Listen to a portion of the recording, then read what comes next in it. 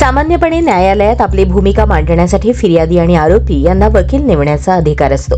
दोन्ही बाजूंनी वेगवेगळे वकील युक्तिवाद करतात आणि न्यायालयात ज्या बाजूचा युक्तिवाद खरा सिद्ध होतो त्या बाजूने न्यायमूर्ती निकाल देतात। पण तमिळनाडूच्या एका प्रकरणात आरोपीच्या बाजूने खटला लढणाऱ्या एका वकिलाने चक्क याचिकाकर्त्याच्या बाजूने याचिका दाखल केल्यामुळे चांगलीच खळबळ उडाली। सर्वोच्च न्यायालयाने या प्रकारावर तीव्र संताप व्यक्त करत बार काउन्सिलला संबंधित वकिलाविरोधात कारवाईचे आदेश दिले आहेत।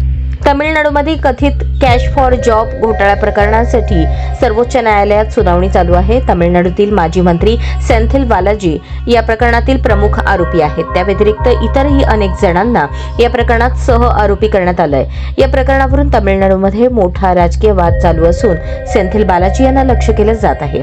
या पार्श्वभूमीवर न्यायालयाच्या फसवणुकीच्या अनेक याचिका दाखल झाल्या असून त्यांची एकत्रित सुनावणी घेतली जात आहे। या दरम्यान शुक्रवारी सर्वोच्च न्यायालयासमोर एक याचिका दाखल झाली। अँटी करप्शन मूव्हमेंट संस्थेकडून ही याचिका दाखल करण्यात आली। विशेष न्यायालयाने या प्रकरणाच्या दिलेल्या सुनावणीला या याचिकेकडून आव्हान देण्यात आलं। मात्र याचिकाकर्त्यांची बाजू मांडणाऱ्या वकिलांचं नाव पाहून न्यायमूर्ती अभय ओक यांचा चांगलाच संताप झाला। त्यांनी भर कोर्टातच संबंधित वकील महोदयांना सुनावलं।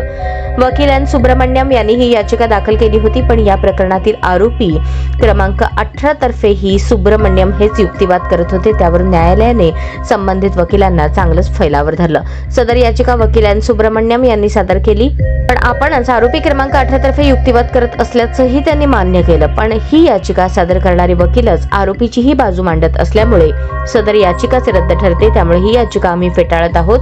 आम्ही निर्देश देतो की या आदेशाची प्रत तमिळनाडूच्या बार काउन्सिलच्या सचिवांना पाठवली जावी आणि त्यावर योग्य ती कारवाई करावी, असं न्यायमूर्ती अभय ओक यांनी नमूद केलं।